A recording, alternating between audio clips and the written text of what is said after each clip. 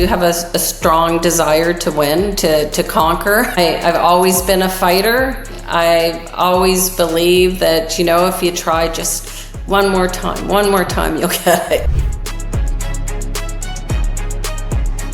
Today, we have a treat for you. We have Mary Wylde here.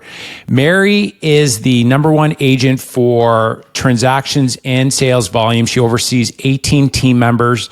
She's done anywhere from 100 million up to 200 million a year in sales volume. She's been in the business for 30 years selling real estate. And we're going to be jumping into her journey on how she was able to go from starting from scratch to overseeing the top team in her entire city, which is a fantastic accomplishment. Mary, welcome to the show. Thank you, Mark. Just one correction, though. I know I look old, but I've only been in the business 18 years. Oh, 18 years. Okay. I did start late in life, so I know. Well, the overall experience you have could be close to that 30, but thanks for that correction on that. And so, Mary, it's phenomenal. 18 years, what you've been able to accomplish.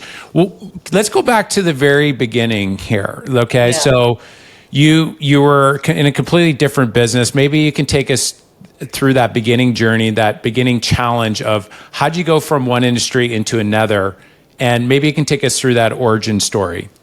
Okay, sure, yeah. So I was in the high-tech industry and working with a company that sold software to businesses, and it was enterprise software. And so I did that for 25 years. And I was as more of a pre-sales consultant, so I was the one that did all the demonstrations of the software. I had to match it to all these clients' businesses. It was a really great experience getting into all these different types of businesses and really having to understand how they operate and everything like that. I was traveling all over North America, and I was just, I had 2 kids at home and my husband, and it was just too much. I kind of was getting burnt out. I lost my passion for it. And my mom had been a realtor. She did it for a couple of years, and then unfortunately she got cancer and has since passed, but she just loved it. She bloomed when she went into real estate. And I was out for lunch with one of my friends, and he was in the high-tech industry, or had been, and he went into real estate and just loved it. And it was just kind of like a decision like that. I thought, you know what? I want to do this. I know a bit about it because of my mom, and I was young when she was doing it, but I kind of watched her and watched what she did, and I thought, I just want to do it. So where was the pivot? Where was the pivot? Yeah. So where was that? So you went home, and then was it like an instant, okay, honey, I'm getting into real estate, or was it a long kind of decision for you to transition? No, I went home and I said, I don't like what I'm doing right now. I want to go into real estate. I think I'll just go get my license. It's, not that much money and everything. I was 50% of our income. So it kind of had to be a little bit of a joint decision. And he said, sure, go get your license, see how it goes. And when I finished my license, almost finished it, I said, I want to go start talking to brokers. I think I'll just do it part-time. I'll keep my job and I'll just do it part-time, so we'll still have the income. And then I went and I talked to brokers, and then I came home after I got my license. I said, I don't really think you can make it in this industry unless you do it full-time. And he was like, all right, go for it. Yeah. Now, was that intentional, say, to do it in kind of steps like that versus, hey, honey, I'm going in full time into real estate, or was that just kind of the way that it worked out? It was just the way it worked out. I really did have the intention of doing it full time. I mean, part time. Yes. But yeah, so it just kind of evolved into that. And, when after I had met with some of the brokers, I was getting excited about it. While I was taking my license, I was going to open houses and talking to realtors and, trying to figure out, how do you be successful in this business and what do you do and what's it like and everything like that. So by the time I finished my license, I was really excited and ready to go. And so you were doing this before you actually got your license. You were starting to meet with brokers and touring around, or was that after you got your license? Before. So okay, because that's a lot of agents would wait until they're going through course and they're taking their pre-training, and then they do all this after they get their license. I think that's really smart to do that ahead of time. So when you get your license, you're very clear which broker you're going to choose and what's your overall, I guess, game plan of attack. That was really smart. Yeah, and you got different information from different realtors when you went to talk to them at open houses. Some were very open and were giving you advice, and others were like, "Oh, don't go in the business." Can you share any stories there that really stick out of that? With how that agent, we'll just say what the agent landscape is for a new agent that is looking to get into the business. Because you had said, and that was my experience as well, there were some that were, super receptive and, open mindset. And then others were like, your competition, I'm going to eat you for breakfast. Do any stories stand out that you could share? I guess it was just one day I went to two different open houses, and one open house, her name was Deb. She was like just so nice to me and telling me about the business and, oh, you'll love it, and come talk to our broker. And she was just really, really positive. And then I went into another open house, and the guy was saying to me, were you born in Guelph? And I said, oh, no, I've only lived here for a couple of years. And he was going, oh, you'll never make it. You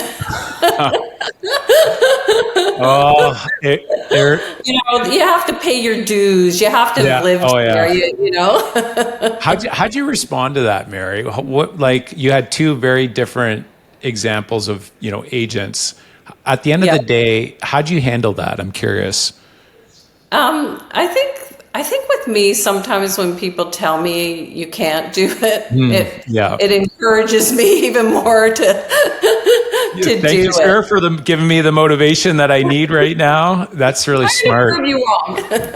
It's funny you say that. I remember when I first started in real estate, I was doing a agent tour with two senior agents. And I remember at one point, it was just very clear. I remember like it was yesterday. They started saying, Mark, do you know what the average agent makes?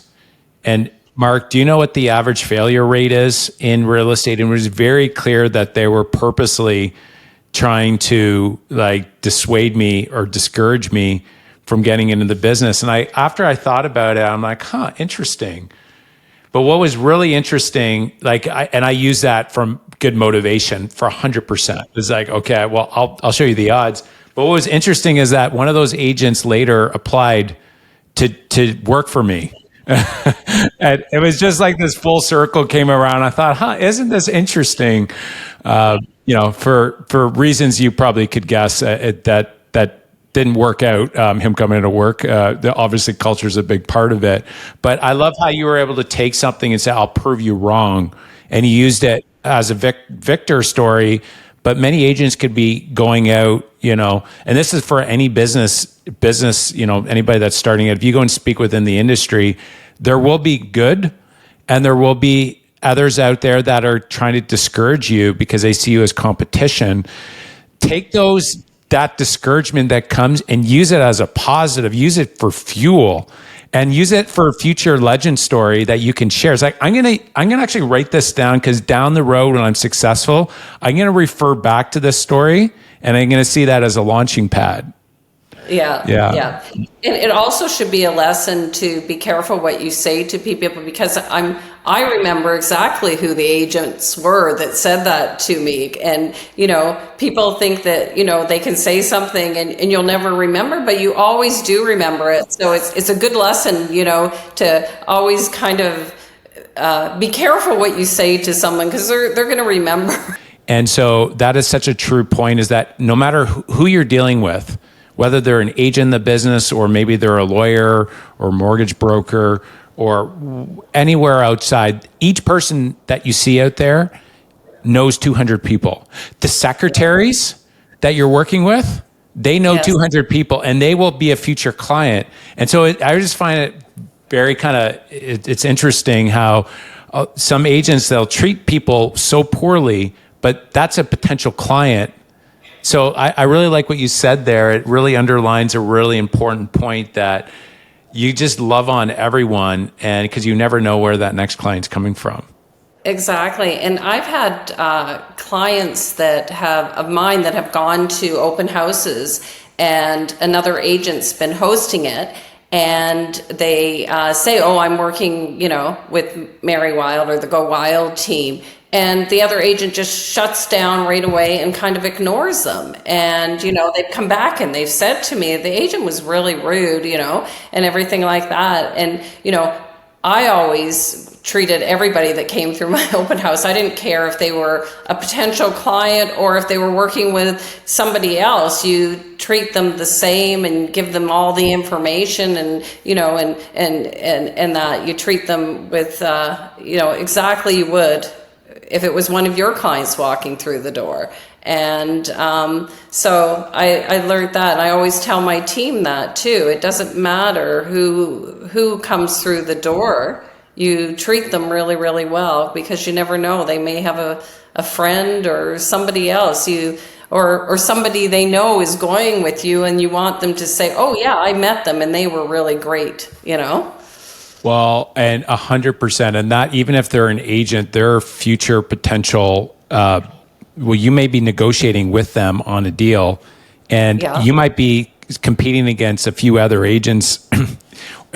And in the case, if you treat that agent poorly, do you think you're going to get, if two are very close and you said something negative, you treated them poorly, they're probably not going to give you the deal. We've had many times where it was very close, and even when the other one was a little bit better, but they were confident that we were able to follow through. And so the reputation is, and this is where it starts at the top, Mary. So like that, you have such that there's like that integrity, but just like a genuine love of people. That's one thing I've always identified. And not only, but you're competitive. So it's not lovey-dovey love. It's like this, I'm loving my client to the nth degree. And by me loving my client, it's like treating all people with respect and love, because that's ultimately going to, it's all going to come back. But I've seen that as an underlying theme with some of the top producers out there, is that, they show respect across the board, and it generally comes back to them. Yeah, definitely. So yeah, good. Definitely. What do you think is a misconception or myth? Like when the general population, they look into the real estate industry, is there anything that you can think of that, if whoever this misconception or myth that comes out, that can you maybe speak to maybe one of those? Yeah, I think one of the is the biggest ones, and maybe even the funniest, is that I hear so many times is that I want to get into real estate so I can choose the hours and the time I work. And I think at first it's the opposite. I mean, it is a hard business to get up and get going, and you are working long hours, and you're working your clients' hours, right? Most clients are, working during the day, so it's weekends and it's evenings that you're going to be dealing with them, and then you've got all your other parts of the business you're going to be doing during the day. So I always kind of laugh at that. I think once you scale up, though, it does become more of a reality, like that, you still always work hard, but you do kind of get to choose a little bit more as you grow a big team. But at first, no. Yeah. Did you find that? I'm sure you were just... I found that, like Mary... It's like starting any business. I think regardless if it's real estate, it's all the same. Like you need so much energy to get the rocket ship off the ground. And, I say like it takes, anytime a rocket ship gets off, it basically burns half of its fuel just getting out of orbit. So it's like that beginning phase to get that momentum going. And it's no different, like, like a merry-go-round. Like, it takes some muscle to get it going, but once it's going, it's got momentum. And I think starting any business, like, you need such passion and energy and willingness to just like learn quickly and take massive action as fast as possible. And so if you don't put that energy up front and you're treating it like a part-time business, like, I don't know, Mary, was that like an insight that you saw about you can't do this part-time, or did somebody tell you that? Because you had mentioned that a little bit earlier in the conversation. Yeah, I don't think anybody specifically Insight. told me. I just think I just knew, like, because I had done, talked to so many realtors, and I just thought there's just no way I'm going to be able to make this, And that was super insightful. And that's a lot of agents would do exactly what you did, and they just wouldn't connect the dots. And so, but you connected the dots, and then, you collected them, and then you connected them by saying, I have to do this full time. That was very wise what you did, because if you don't, what happens is you set a bar that is halfway. And the bar needs to be so high that you get such strong momentum going that momentum will carry you through it to success a lot faster. But if you start halfway, you're going to start creating habits that are halfway habits. And so that is something that's really important. I'd say if you're going into anything, burn the ships. Exactly. I was just thinking of that. Like almost like torch your bank account and just say, I'm going to die trying. That's what Will Smith said this. And it's so true. I think the winning mindset is, he said, if you and I get on a treadmill, one of two things are going to happen. One, you're either going to get off first, or two, I'm going to die trying to beat you. Yeah. And it's like this mindset of like going all in and basically putting all your eggs in that one basket and just being willing to bet. But that's the kind of mindset that you need to be able to double down when things get really hard, because you don't have a plan B. It's like, and that's how I was, Mary. When I started, it was like we maxed out our credit cards. We just had a baby. And I had to, I was 1 week away from getting a commission check, and I had to call Joanna's father to borrow $1,000 for a week. And like, he's a strong Polish guy, right? And I was like, that was the last thing I wanted, because I wanted to prove to him that was one of my motivators, that I could provide for his daughter. And so that was kind of the backdrop. And it sounds like it's the same with you. It's like you were going all in, and it's like burn the ships. I'm going full time here, honey. Yeah. I did have a moment of loss of faith, I guess. And I can remember, I think it was about the 7th month mark, and I went into my broker and I said, I'm not sure. I'm not sure I'm right for this. How long in was that? 7 months. And I said, I'm not sure. And he said, well, do you still really want to do it? I said, yeah, I do. And he said, well, tell me, what would you have to do in the next 3 months to stay? And I said, I would have to have, 4 positive things happen. It could be 2 listings, it could be 2 sales, it could be, just 4 positive things. I don't care and everything. He goes, okay, well, he said, well, why don't we meet once a week and you tell me what you're doing, and I'll give you tips and everything. And I left and I thought, okay, I am just going to do whatever he tells me. No questions asked, just no questions asked. I'm just going to do it. I'm going to give it all. I do not want to go back to that high-tech industry. I want to be successful at this. And I did. And I think I ended up doing like seven things in that 3 months. And it never stopped after that. It was just the catalyst, and it was just like all of a sudden it just started going, it was amazing. Mary, what was that man's name? David Menderos. He was. Is he still in real estate? Yeah, he's the owner of our brokerage, and at the time he was managing this office. So David deserves a handshake. What a great leader. And so what he did was really smart. He listened to you, and instead of just saying, I respect your decision, he actually broke down to a very simple goal, and he made it simple enough for you to say, oh yeah, you know what, I could do that.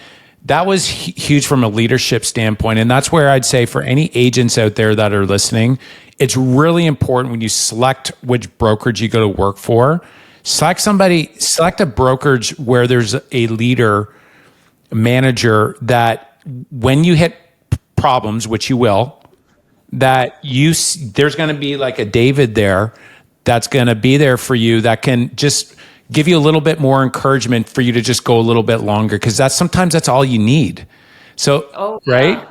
And so, Mary, the second part to that was that you did not say, well, I tried this and that. You said 100%, whatever you tell me I'm going to do, that I should do, I'm going to do it. Yeah. And so you had the learner's mindset, which is the other part of there's two parts of that equation of getting through. There's the guide, right? David, your broker manager. And then there's the learning mindset that you had with it. I'm going to just do it. And then you took massive action, and then look at the results. Yeah. No, it was great. And I tried to pass that on to my team as well. Like, just, set a goal and then just keep at it. And, it is amazing, because I think in everything almost worthwhile going for, you have that beginning part where you're so excited about it. And, this is the best thing and best decision I ever made. And then you get that valley where you're going, what have I done? Maybe this isn't really what I thought it was. Maybe I'm not right for this at all. And it is pushing through that valley, right? Just pushing through it to get to the other side. And then that's where all the magic happens, right? Mary, you just really shone a spotlight on something that is such a powerful idea for anybody getting into business, whether it's getting into real estate or any business. It's like that beginning point, everybody gets a little bit excited off the beginning, right? And that brings a lot of energy, and maybe you get that early success, but there's going to be a hump that in the next, generally, and it's funny you said that 7 months. For me, it was like 6 months in. We maxed out, and I was, should I get a part-time job? And we made a decision to keep going through that period. But generally, it would happen in that 6 month time frame where you start to hit a couple big roadblocks. And it's like, Mary, there's almost like what I found with top producers, they have this like silent grit, this grittiness that allows them to keep on going when most people would give up. Right. And it's almost like there's this guide out there saying, keep going silently, like kind of encourage it, keep going. And most people just don't give up. They give up. And then the ones that keep going, it's like for me, it's like, the Lord, God says, like, great job. You push through that challenging period. But just know that is part of the process. And that's there, I really believe, to build up the character and we'll just say the resiliency required to hold on to success when you get it. Yeah, exactly. Yeah. And it is having that resilience, in any business. And it is really hard to know it, but the challenges that you face in your business are actually what make you grow the most, right? It's in those great years where everything's happening, the market's fantastic, and everything's going. You are seeing the revenue and everything, but your business, the inside of your business, really isn't growing that much in those times. It's when you hit those blocks, those other things, and you have to persevere through them, and you have to, figure out how do I correct the ship and everything like that. Those are where you have your really big internal growth moments, Yeah, I totally agree, Mary. That's really good insight. So when you're going through these tough times, and as a leader, I can definitely resonate that you would had many of them through your career. What keeps you going? Is there something that like motivates you to just get up the next morning and then continue to go back at it, especially like right in the midst of those tough challenges that arise? I think there's like a couple of things. I do have a strong desire to win, to conquer. I've always been a fighter, and I've always believed that, if you try just one more time, you'll get it, and that kind of thing. I think lately too, part of it has been, my children are in the business, and to build something really great, some a legacy that they can continue, and I think that keeps me going. Right. So that you had mentioned there the kids they're in the business, so that it's a legacy now that's motivating for you. Yeah, to get something really solid, something really great to eventually, you guys take it over totally now. So that kind of keeps me going. Yeah. Love that. Yeah, it's actually, that's very similar to me in mine. It's like I want to build something that I can look back on and be proud of. And that's something that aligns very closely with what you're talking about, right? If you can build something that you can be proud of, like there's a quote on my wall that I have. It says, and this is from Jim Collins. It goes, "It's a noble cause to build a great company, companies that are worthy of serving people with excellence." Right? That's, yeah. And then, as a legacy, right? So that they can take it and as well. So I know Brad, he's one of the team leaders alongside with yourself as well. So how do you run the family dynamic? I mean, that is something that people look at that and say that, that could be either a really great thing or that could be a challenge. How do you work through, I guess, challenges with working with family? Are there any kind of filters that you make decisions through when things arise that maybe you guys would disagree with? Oh, that's a good question. Or maybe you guys don't argue at all. Maybe you agree with everything. Well, we do. We do run into things. I think sometimes we just take a break from each other. You just take a few hours or whatever because it is harder sometimes when it's family, because it's great in that they will call you out more. Right? Like my kids will, if they don't think I should have said something in a meeting, right after, I'm going to hear about it. I don't think you should have said that. I don't agree with it, or they're young and, everything changes. I get called out sometimes like, "Mom, you can't say that anymore."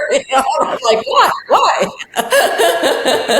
But so it does. And sometimes we've got, quite heated on certain things, or we haven't agreed. And we usually just kind of take a break and, let's just come back to this tomorrow or whatever. And usually the next day we come back and we're both like, okay, yeah, no, I see where you were coming from, and, and we kind of compromise and figure it out together. No, we have a great relationship, and it's helped, I think, in some ways the team, because it's given them more the courage to speak up if they don't agree with something.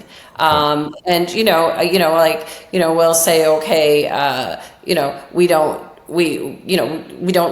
like our team double ending, so doing both ends of the transaction and things like that. And for a while we were saying, okay, so if you have a listing, we want have other agents do the open house, because then you're not going to double end it, or you're representing the seller, let somebody else represent the buyer. But like after conversations and that, like they really wanted to do sometimes their own open houses and things like that, but they spoke up, you know what I mean? Like they just don't take it, like also, okay, this is how it's going to be, and then they'll No, and that Great. well, and so this is what I've seen with organizational silence is a big problem in a lot of companies. And so the ability to speak the truth, that is such a powerful thing. So that's great that you like, it starts with, I mean, you and Brad, and then it kind of spills out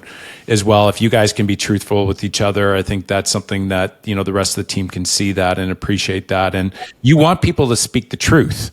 Obviously there needs to be respect with it as well. And, you know, there's that element, but I want to know, like, if I'm falling short, I don't want people to like be quiet about it. So I could see how that would have really, we'll just say, polished both of you probably through the years. I know with Joanna, she tells me pretty quick and I'm out of line. And I can just tell you right now that she has, so Joanna's my wife, if you're the first time listening, she's made me a better man, no doubt about it. Like through the years, I am definitely a sharper, crisper business guy and just overall, you know, person, because, you know, times where it's been a little bit kind of in the gray area, she'll tell me very quick, like, you crossed, that's it, you know, cross the line, or, you know, you came across a certain way. So that's great. One of the other things, have that in your business, right? It's nice to have that person that will tell you that. So yeah. Yeah, 100%. So that family dynamic, that's great. And you guys work so well. Brad, I mean, it helps that he's super sharp.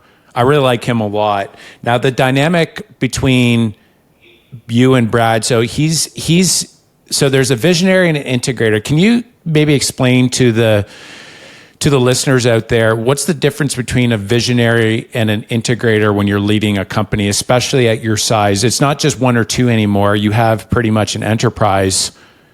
Can you explain that dynamic between the two?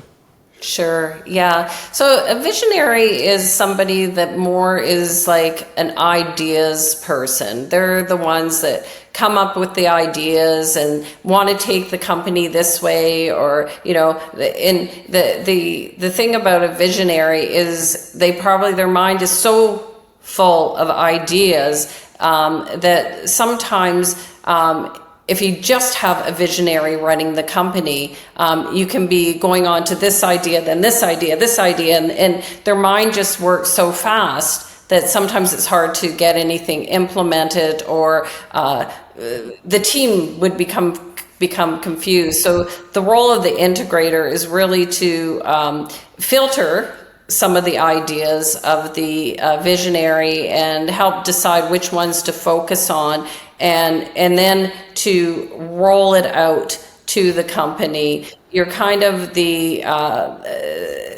person that keeps all the divisions talking and coordinating and working in the same direction, right?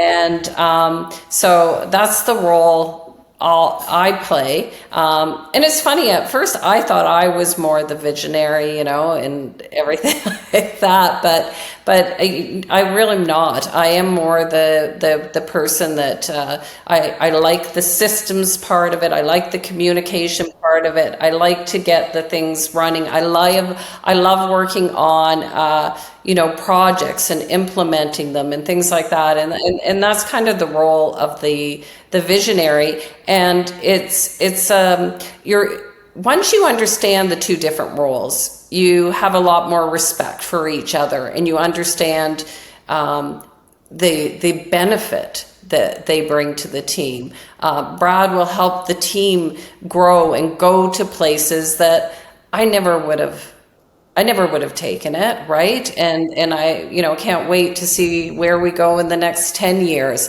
But that is him that's taking it there. But Brad would have a problem if I wasn't here as the integrator and making it all happen and saying, okay, let's finish this first before we go on to that. Or I also am the numbers person and say, no, like, we're not doing that now. Well, Brad would spend. Yeah, no, it's any great partnership. You have that big thinker, and then the ones that have their feet on the ground a little bit more. And you need both, and they're both really important for growth. And so what's really interesting is you have a new agent or new business owner, and they have to wear like all the hats. They got to be the operator, they got to be the manager, they got to be the entrepreneur, they got to be the visionary, they got to be all these words, right? But you're basically doing everything on your own. And Mary, so you're at a point now with 18 where, you know, you're the integrator, you have Brad, that's the visionary, and then you have a lot of operations and then salespeople as well. What do you think we're going from, you know, you starting going back to the very beginning to getting to that point of, you know, 18 selling, you know, hundreds of millions of dollars every year in real estate? What do you think were some of the key steps to be able to get to that point for, let's just say maybe a new agent or any new entrepreneur, but we'll just say new agent that's listening out there? What were the biggest steps to be able to get you there?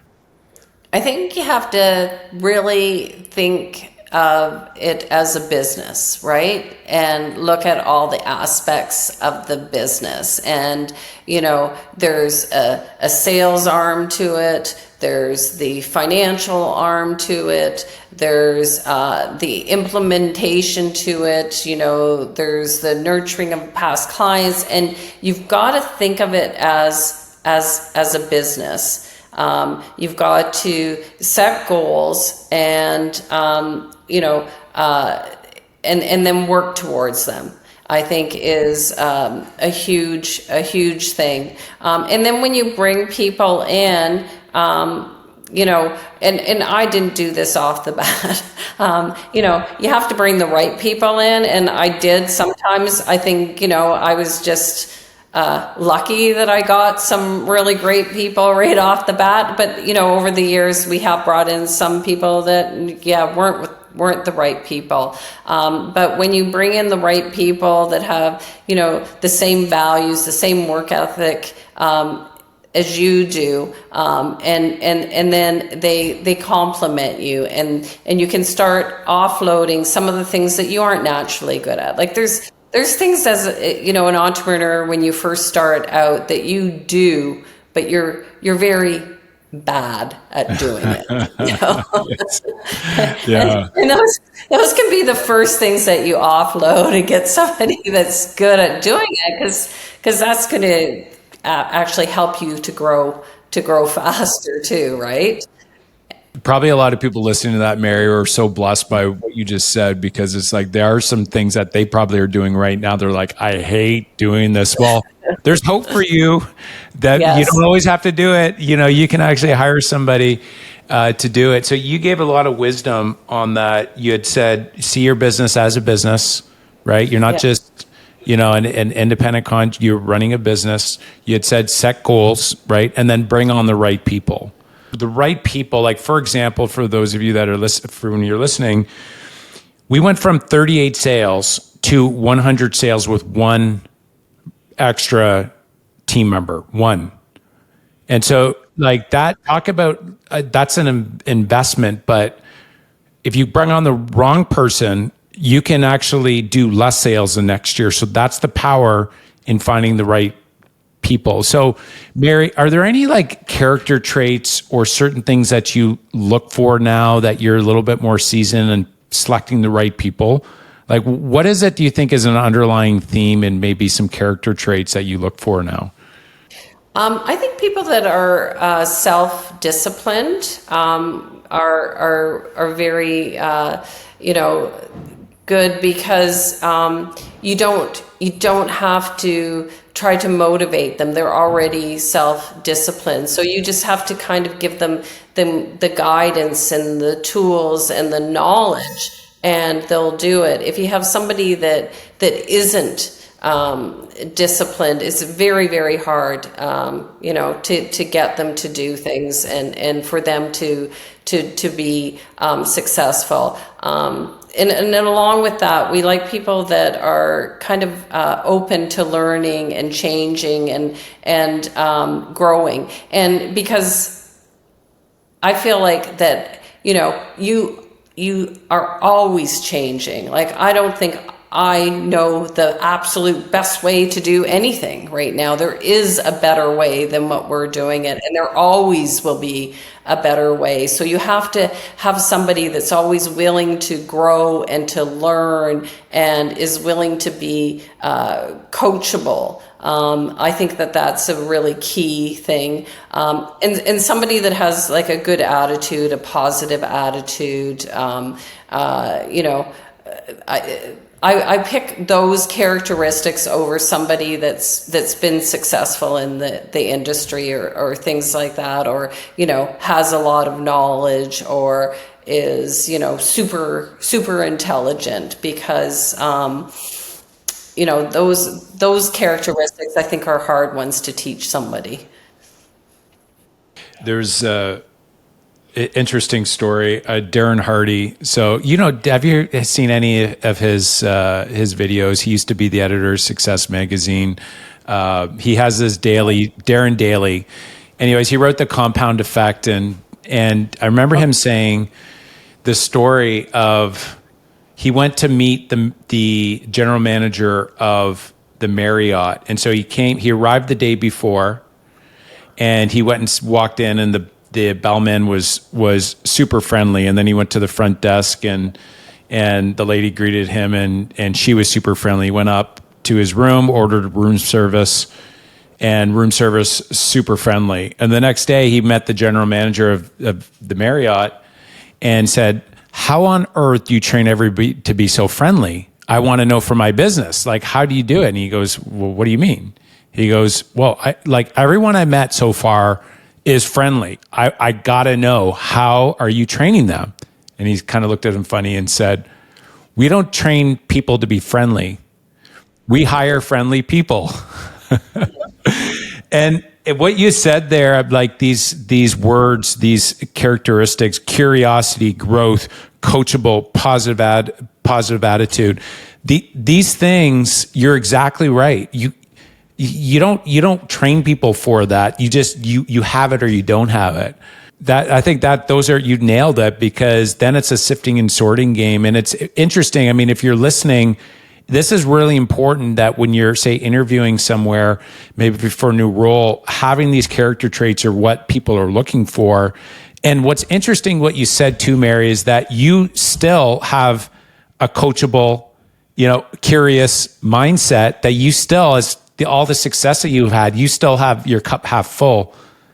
You know, it's half empty. You're still looking for, you never get there, right? No, never. And that's, you never, ever, ever do. I don't care who you are, you never do. It's because, you know, it's like, you know, if you're the best, and if you don't keep improving, you're no longer going to be the best, because doing the best thing always changes, right? It always, you know, it's like with the, you know, with running and sports and everything like that, new records are just constantly being achieved. And it's the same with everything in life. So, you know, kind of that thing, if you're not growing, you're dying, right? Such wisdom. So good. What do you think makes a great leader? Oh, I think, you know, and I'm still working on that one. But, you know, like what I think what I've learned kind of over the years is several things, is that you have to have some type of vision, some type of goal, something that they're aspiring to, and you have to but you have to also create an environment where they can grow and they can become who they want to be. It's not who you want them to be. You have to kind of let them grow and be who they want to be. And I think the interesting thing with sales, or with probably any business, is, you know, it's not one type of person. Like, we have some sales reps that are they're great at establishing rapport, they're relationship people and everything like that. And then we have other ones that they're just very super intelligent. They know their stuff. They're very good at, explaining things or negotiating, and very different people, but they're both very, very excellent. So you can kind of, set the direction you want them to go in, but let them be themselves. Let them nurture their natural abilities and things like that. And you have to create an environment where that can happen.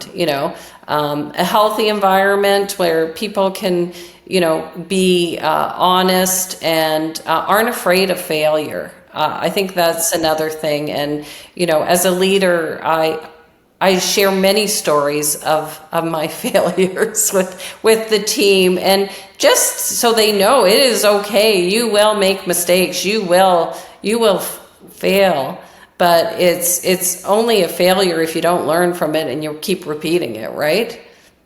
Otherwise, you really didn't fail. So I think as a leader, you have to be able to encourage people to push themselves to the point that they will fail sometimes, but that's how you grow. I've learned lately is I used to we used to run our meetings, and we weren't disciplined in how we ran our meetings, and people would come in late, they'd leave late. Sometimes, they were on their phones and everything like that. It used to bother me, and every so often, like, put your phones away. Like, you got to be here. And then they just wouldn't do it. And then recently, I heard, I've heard it before, but I guess recently it went into my head. What you tolerate is what you'll receive, right? And it's just amazing. So sometimes you have to have those rules, like on time, no phones, no laptops, you're here, no side conversations. And so this is something that we just recently implemented, and our meetings are 1,000 times better. It's not just that people aren't on their phones; they're more engaged. There's more activity, there's more energy in the meetings, and it's amazing. So I think sometimes as a leader, you do have to put those boundaries, and you're doing a favor to the team. You have to realize it's not that you're kind of being a tyrant or something like that, right? Well, it goes back to what you were saying about environment, right? You're building an environment of growth with that. You said so many really wise things there, Mary. You did such a great job at really describing, from setting a big enough vision where they can hit their own goals and be themselves. That was really good. And then the humility side of it as well, that came across in your answers. And realizing that not all agents, people that you're working with, they're not all the same, right? So building the environment where they can all, flourish, encouraging them to push themselves, and then setting high standards and account like that. Beautiful. And there's so much that you can unpack in each one of those, what you had said. But yeah, really, really great answer on that. Thanks for sharing. You can start to see. You love your team the same way too, Mark. Well, you know what? But when you're listening to Mary speak, it becomes very evident why somebody would be attracted to go work for Mary. Because I really believe as a leader, you have to become attractive enough. And I'm not talking about the physical appearance. I'm talking about like your character and who you are. You got to be attractive enough to be able to have talented people say, yeah, I want to come and be a part of that.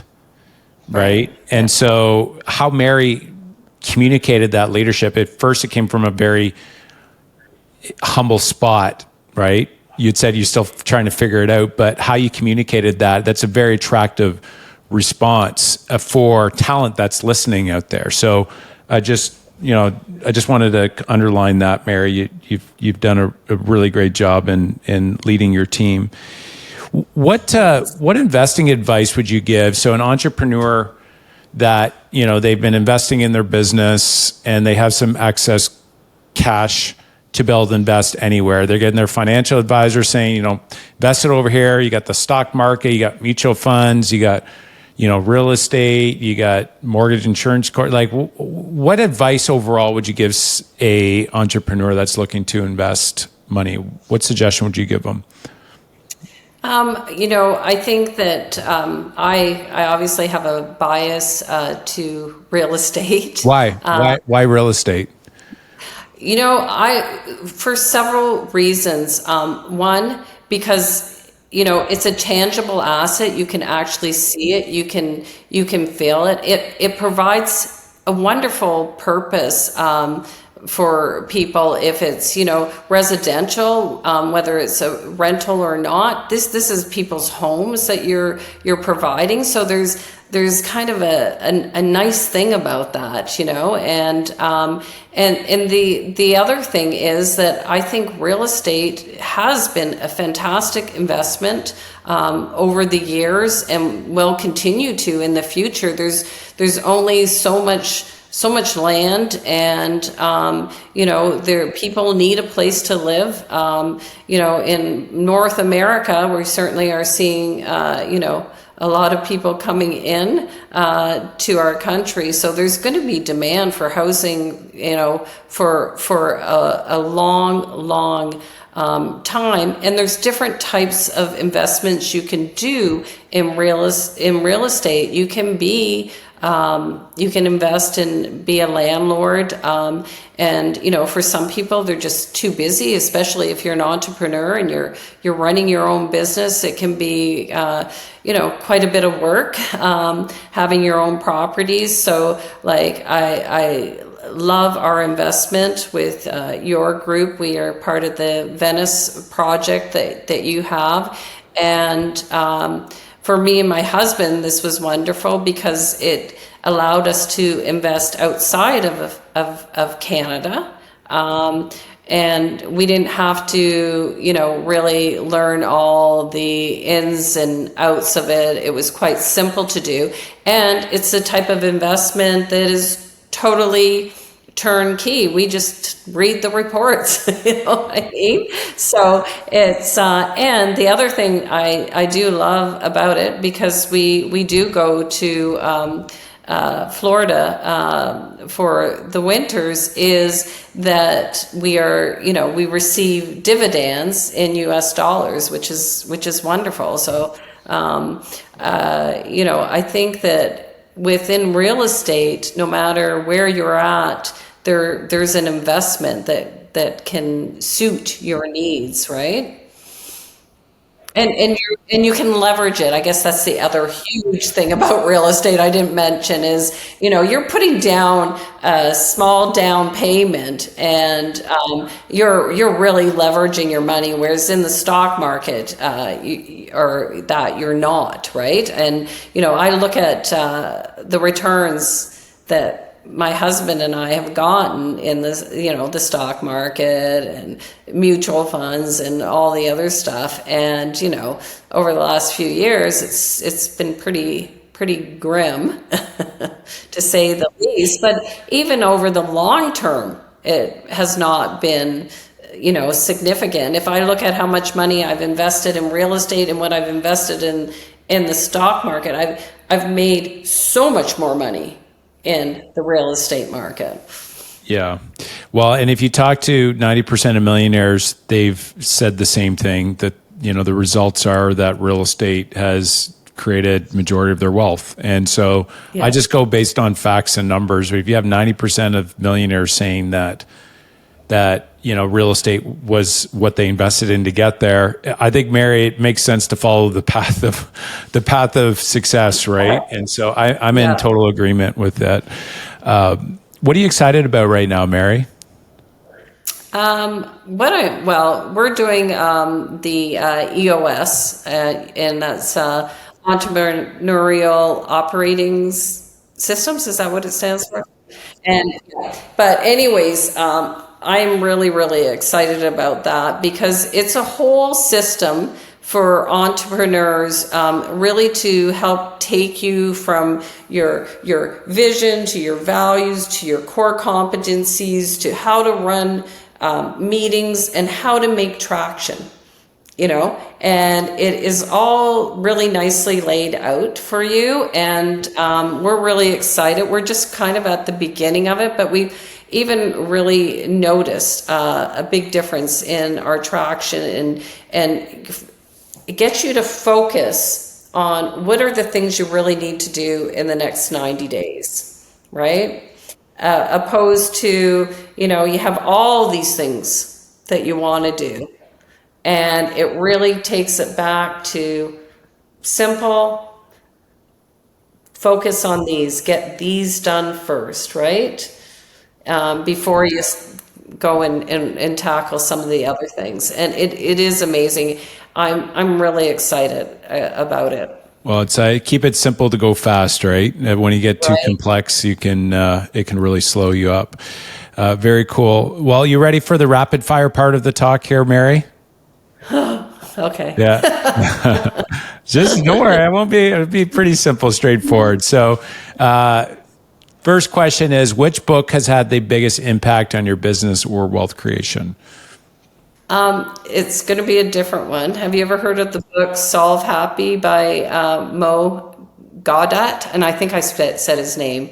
And it's a book about, I think, getting a really good perspective. It goes through and it talks about that there's, 7 illusions that most of us buy into, and or I think it's 6 illusions, 7 blind spots, and 5 truths.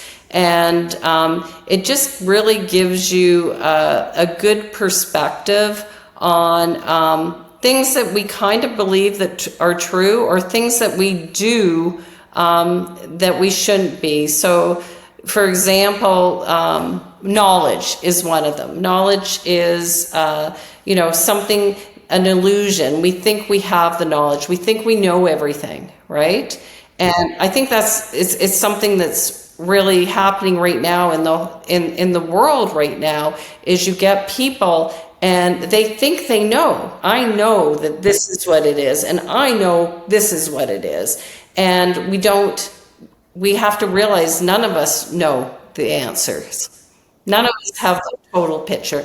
None of us understand. What we understand as mankind is so little of what vast knowledge there. We know so little. And for us to get so hung up that, no, I know this is right. I know I'm right. Yeah. And so it's always being open to that, listening to somebody else's perspective, to opening your mind. And I think that if you open your mind, there's probably some things that this person thinks and is doing that would be good for you to do. You know what I mean, too? And some things you're doing that would, For sure. And Mary, where I've seen that, I mean, the simple example is if a glass is half full, you have one person that sees it as half full, and you see the other person sees it as half empty. It's the same thing.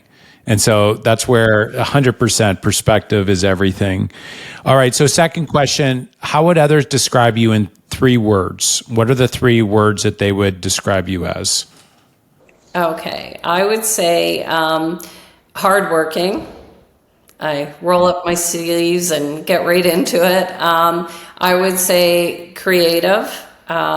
I do like the marketing side of our business. And the other one would be curious. I have a very curious mind. I love to understand things. So hardworking, creative, and curious. Very good. Very good. Okay. And then what advice would you give your younger self if you were to give any kind of last pieces of advice? What would it be? I think I would say to be authentic to yourself, to not really worry so much what other people are doing or, what other people think. Just be yourself, be authentic, love yourself first and then you'll love other people as well, Mary, this is such a great conversation with so many different golden nuggets that the listeners can take and implement in their business right away. Thank you so much for coming on the show. Oh, thanks so much for having me. It's always a pleasure talking to you. You too, Mary.